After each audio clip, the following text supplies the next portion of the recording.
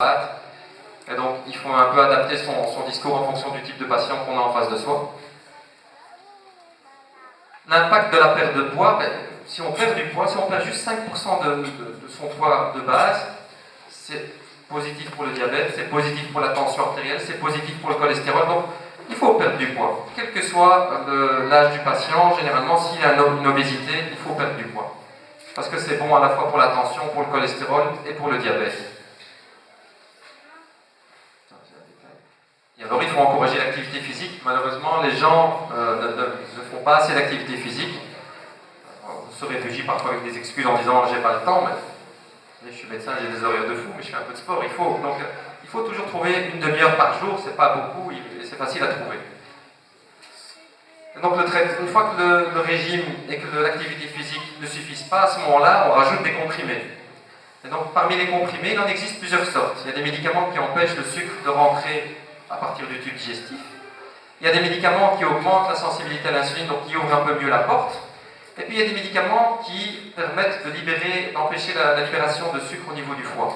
Donc on a dans le traitement ici en Europe plusieurs types de médicaments, et chaque type de médicament est prescrit en fonction du type de patient et en fonction des reins, du foie. Donc on fait une prise de sang, on voit si les reins sont en bon état et le foie aussi. Parce qu'il y a des médicaments qu'on ne peut pas donner malheureusement quand les organes sont atteints. Donc vous voyez, le pancréas, quand il est un peu fatigué, paresseux, on peut aussi donner des médicaments qui vont le faire travailler un peu plus.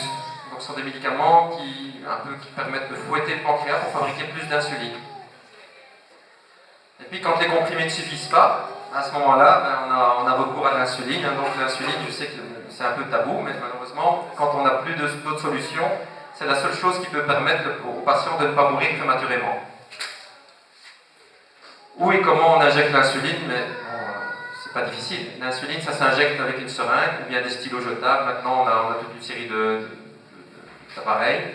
Ça s'injecte dans le bras, dans le ventre ou dans la cuisse, en fonction de l'activité qu'on prévoit et en fonction de l'effet que l'on désire.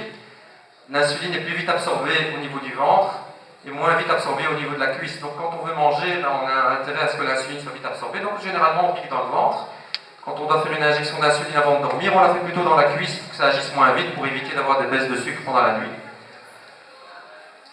Quand on fait un test pour le sucre aussi, vous avez pu avoir l'occasion de faire un test, mais il faut toujours se laver les mains avant, parce que si vous avez des résidus d'aliments ou des traces de sucre sur les doigts, ça peut fausser les résultats.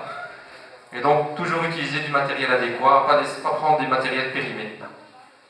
Il existe plusieurs types d'insuline, et donc chaque type d'insuline va être prescrite en fonction de l'effet désiré. Et donc on a des patients chez qui on préfère mettre de l'insuline lente, de l'insuline rapide.